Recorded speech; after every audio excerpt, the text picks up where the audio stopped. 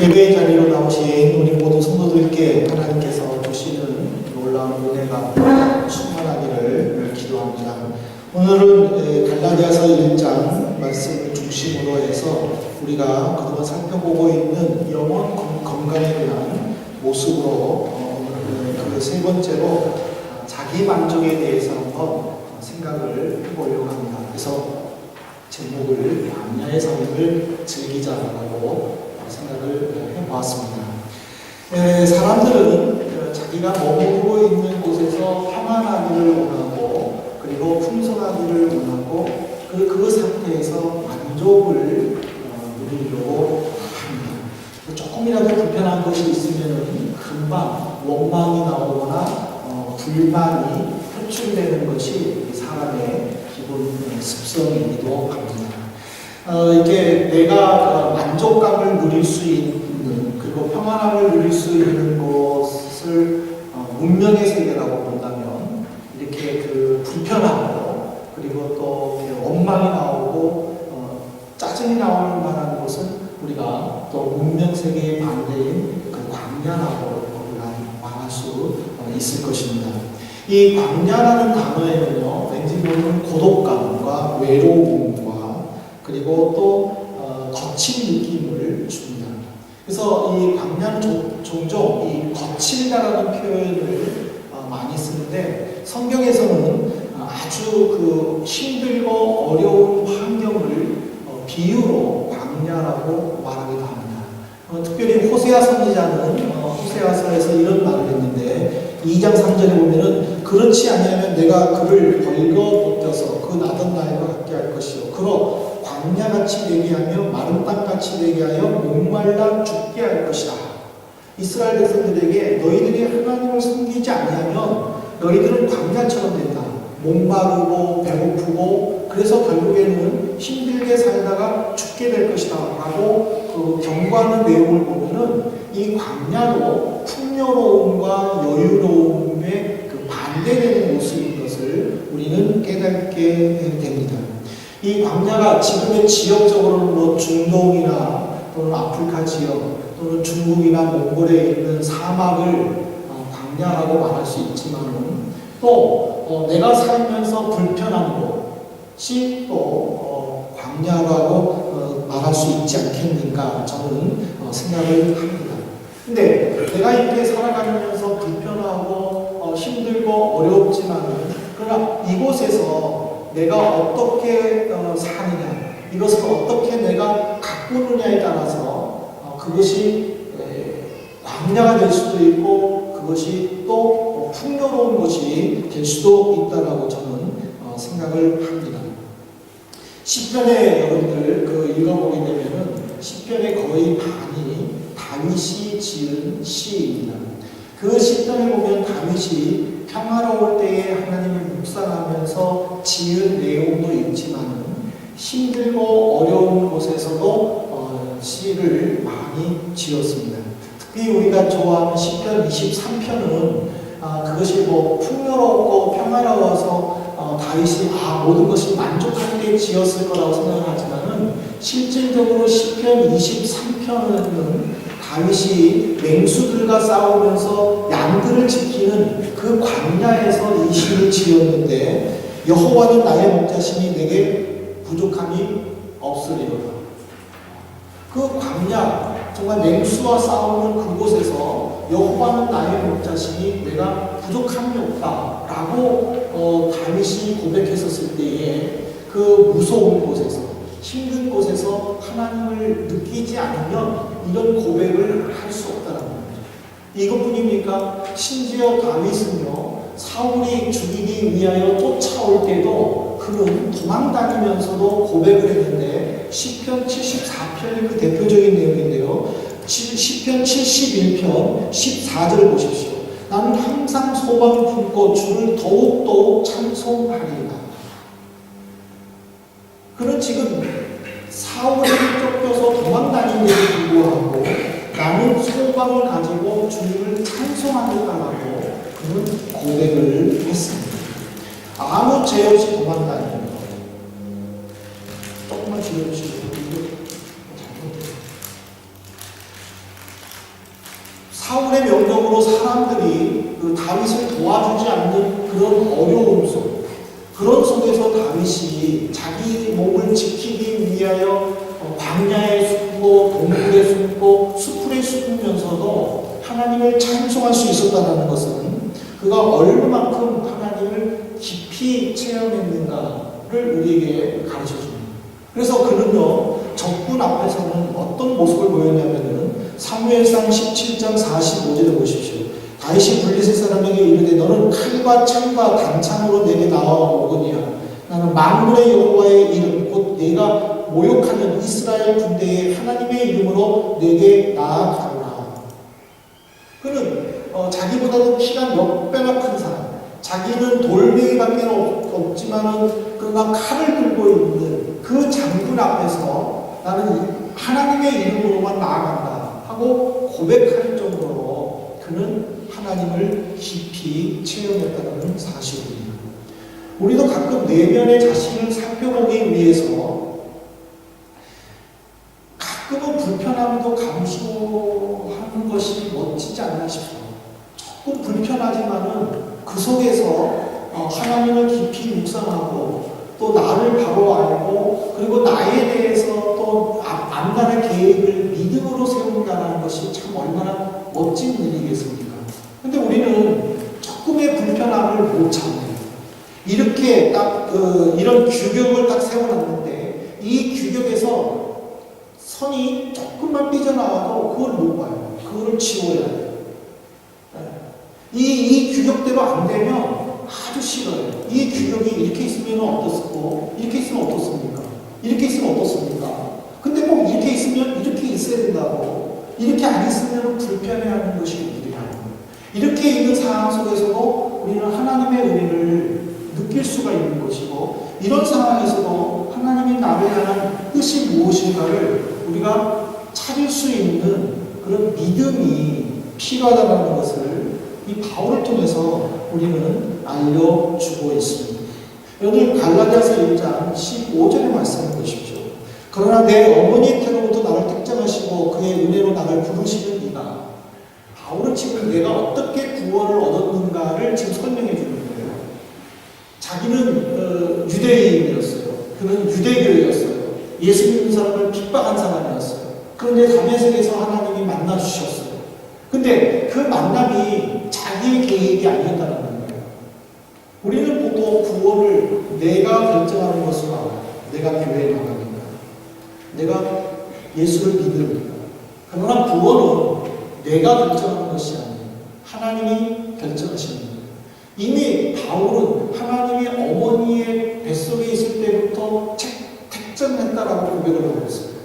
그리고 그가 어떻게 살았든지 간에 그 삶의 여정은 하나님의 계획이었고 하나님의 시간에 바울을 다메섹 도상에서 만나 주셨다는 사실.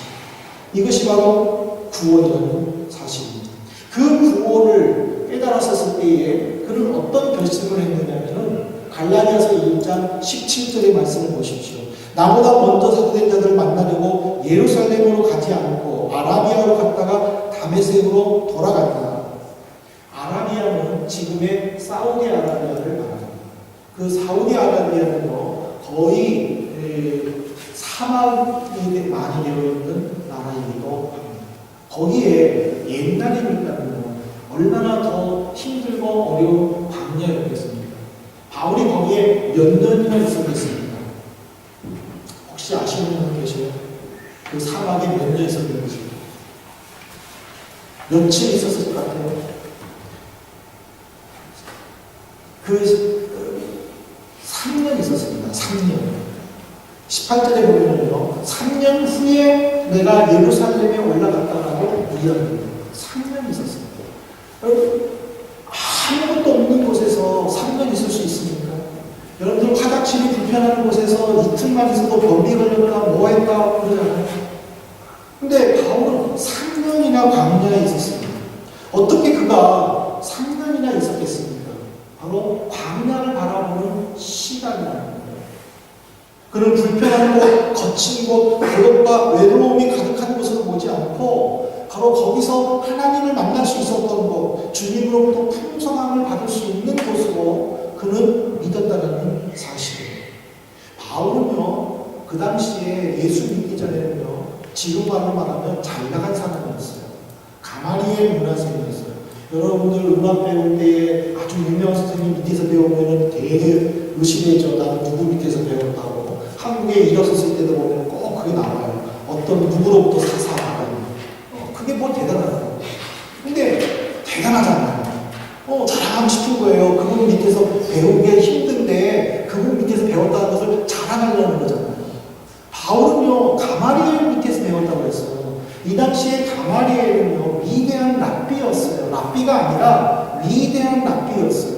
모든 사람이 그 밑에서 배우기 위해서는요, 오래전부터 지금으로 말하면 매일매일 해야 되는 형편이었어요. 한국에서도 유명한 유치원 가려면 몇 년부터 기다리잖아요. 그럴 정도였어요. 그 밑에서 배운 바울. 근데 그가 예수를 만났었을 때는요, 모두 다 배설물이라고 했어요. 하찮은 것을 여긴다고 했어요. 뿐만 아니라 자기가 알고 있는 학문들을 다시 배우기 위해서 그는 3년 동안이나 광야에 가 있었다는 사실이에요. 예수님이라는 것은 예수님은 하나님의 아들이셨어요. 예수님은 모든 것이 완벽한 분이셨어요. 근데 성경에 보면 예수님은 며칠 동안 광야에 있었다고 했습니까? 40일을 금식했다고 했습니다. 40일. 그러면 한 끼만 안 먹어도 배고프잖아요. 근데 예수님은 40일 동안 물도 안 마셨어요. 그렇게 그는 광야에 계셨었습니다. 근데 사탄이 제일 먼저 예수님을 찾아와가지고 뭐라고 한 줄 아세요? 마태복음 4장 4절에 사탄이 이렇게 말합니다. 내가 만약 하나님의 아들이면 이 돌을 가지고 떡을 만들어 봐. 그래서 너 배고픔을 면해라 하고 유혹한 거예요. 그때 예수님이 이 말씀을 하신 거예요. 사람이 떡으로만 살 것이 아니라 하나님의 입으로 나오는 모든 말씀으로 살 것이다.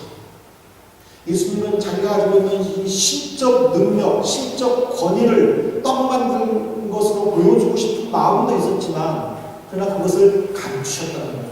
이 말은 무슨 말이냐면 광야를 통해서 영적인 성장과 내면의 변화가 있었다는 것을 우리에게 가르쳐 주는 거예요. 광야는 불편한 곳이에요. 고독하고 외로운 곳이에요. 그러나 여기서 내가 하나님과의 만남 속에서, 하나님과의 교제 속에서 내 속에 있는 내면의 세계가 바뀌어지게 되고 온전히 나의 삶의 목표를 분명히 세운다면은 그 광야는 낙원이 된다는 사실. 그것을 바울 사도가 증명했고 그것을 예수님이 우리에게 증명해 주셨다는 사실입니다. 오늘 우리는 영혼을 건강하게 하자고 지금 이런 첫째 주일날 설교한 이후 지금까지 말씀을 보고 있습니다. 내 영혼이 잘된 것 같이 내가 범사에 잘되고 강건하게 범사에 잘되고 강건하기 위해서는 내 영혼이 건강하는데 내 영혼이 건강하기 위해서는 정말 내가 있는 곳이 불편하다 할지라도 그 속에서 주님의 은혜를 깨닫고 즐기고 있고 그 속에서 감사하고 있느냐라는 사실입니다. 본질을 중요시하고 본질을 알기 위해서 힘쓴다 할지라도 내면에 내가 변하지 않으면 아무 소용없다는 거예요. 우리가 여기서 예배의 본질을 높이기 위해서 예배에 집중한다 할지라도 예배에 참여하는 내가 예수에 의해서 변화되지 않으면 아무 소용없다는 거예요. 나 같은 죄의 살리심 그 믿음의 고백을 들을 때에 정말 내 마음속에서 뜨거운 용솟을 치십니다. 정말 주님의 은혜가 너무 감사하고 내가 예수를 믿는다는 것 자체가 너무나도 큰 특권이구나. 그런 믿음의 고백을 해보십니까? 그것이 매일매일 나타날 때에 내 영혼이 건강하다는 증거고 내 영혼이 건강할 때에 하나님께서 우리에게 주시는 것은 범사가 잘 되는 것이고 강건해진다는 것을 여러분들 믿으시기를 주님의 거 축복합니다. 이제 말씀을 맺으려고 합니다. 광야는 고난의 상징이자 저주의 상징입니다. 그러나 고난과 저주가 임한다 하더라도 주님을 향한 열망을 가지고 믿음을 키운다면 광야는 내게 인격의 변화와 신앙 성장이라는 긍정적 요소로 다가올 수 있습니다. 유보세 선교사라는 분이 책을 지었어요. 그 책을 여러 가지 책을 지었는데 유대에 대해서 성경의 비유에 대해서 책을 지었는데 그분이 광야에 대해서 이렇게 글을 썼어요. 겉으로 드러난 형태를 중심으로 판단하는 서양의 헬레니즘 시각에서 본다면 광야는 분명히 버려진 땅이다. 그러나 기능을 중심으로 판단하는 유대인들의 헤브라이즘 시각에서 광야는 하나님을 만나는 곳이다.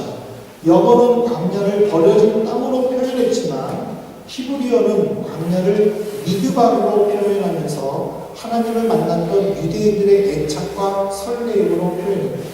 그래서 하나님의 말씀인 다바르 또한 광야의 미드바르와 어근이 똑같다. 하나님의 말씀이라는 히브리어 다바르와 미드바르라는 광야의 히브리어 광야가 이게 어근이 똑같은 거예요. 그 어근이 똑같다는 것은 바로 거기서 하나님을 만날 수 있는 장소라는 사실이에요. 오늘 어떻게 보면은요, 저는 이렇게 가끔 가다가 이렇게 그 한국 프로그램을 보면서 음식들이 나오면 너무 먹고, 저 맛있겠다. 저도 모르게 감탄을 해요. 정말 저거 정말 먹고 싶다. 저는 이게 먹는 욕심이 없어요. 이게 주면 주고 없으면 안 먹고 하는데. 근데 그 한국 프로그램에서 나올 때에 이렇게 그 빵이 정말 여기 빵이 맛있다고 하지만은 난 지금도 한국의 그 찹쌀떡을 못 잊어요. 너무 먹고 싶어. 정말 먹고 맛있겠다. 네. 우리가 여기 살고 있지만은 먹을 것이 풍요롭고 볼 것이 풍요롭고 마음대로 활동할 수 있는 한국에 비하면 여기가 광야가 될 수 있어요. 그렇잖아요. 근데 여기가 광야인데 여기서 힘들다고 불편하다고 우리가 원망하거나 한국 가고 싶다라는 그 생각 속에서 제대로 삶을 살지 못한다면 하나님은 우리를 향하여 기뻐하지 않으실 겁니다. 하나님 나를 여기에 보내주신 이유와 목적이 있는데 여기가 불편하다고 늘 한국을 못 잊어한다면 과연 내가 하나님의 자녀이고 내 영혼이 건강할까요? 그러나 비록 불편하다 할지라도 늘 한국이 그립고 한국이 생각난다 할지라도 하나님이 나를 왜 여기에 보내주셨는가 그거를 묵상하면서 여기서 하나님의 뜻을 이룰 수 있는 것이 무엇인가를 깨닫고 실천해 나간다면 이것이 광야지만 낙원이 될 줄로 믿습니다. 여러분도 그런 믿음을 가지셔야 됩니다. 여러분이 그런 은혜를 받으셔야 이것이 여러분들에게는 낙원으로 다가온다는 사실입니다.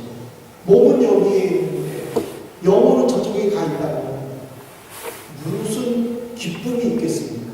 만족이 있겠습니까? 하나님은 우리에게요 지적 변화를 요구하지 않으셔요. 지적 변화보다는 내적 변화에 관심이 많으세요. 내가 머무르고 있는 곳이 힘들고 정말 광야 같다 할지라도 원망하고 불평하고 그런 유혹들이 있다 할지라도 오히려 이곳에 있는 것을 기뻐하고 감사하고 내 신앙의 성장 또 내 인격의 변화를 위해서 힘쓴다면 하나님은 우리에게 큰 은혜를 주실 줄로 믿습니다. 우리가 고통을 받으면 받을수록 믿음의 진보가 있다는 것을 여러분이 깨달으시기를 바랍니다. 하나님 앞에 믿음의 열매를 보이기를 육적인 열매는 자동적으로 따라오는 사실 믿음으로 받아들이시고 오늘 이후부터 이곳에서의 삶에 늘 하나님과 함께 하실 뿐만 아니라 이곳에서 감사가 넘쳐나고 또 하나님이 어루만져 주시고 채워주시는 것을 마음껏 즐기는 복된 성도 되시기를 주님의 이름으로 축복합니다. 기도하시겠습니다. 우리 한번 통성으로 기도하십시다. 하나님 내게 은혜를 주시고 또 이 생활을 감사하고 즐길 수 있도록 우리 함께 같이 기도하시겠습니다. 자비로우신 아버지 하나님 감사를 드립니다.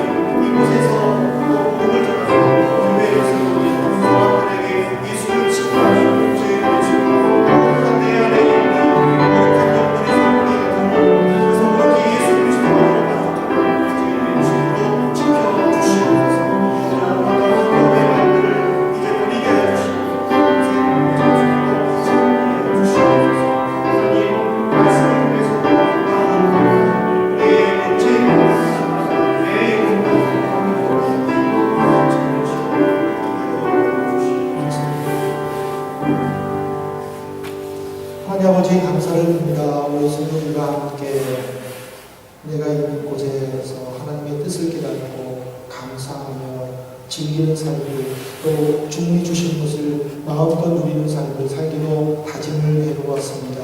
이 한 주간 동안 이 말씀을 통하여 우리가 건강하게 해주시고 내 육체뿐만 아니라 영혼까지도 건강하여 하나님의 주신 것을 마음껏 받아 누리는 복된 국민의 성도들 될 수 있도록 인도해 주시옵소서.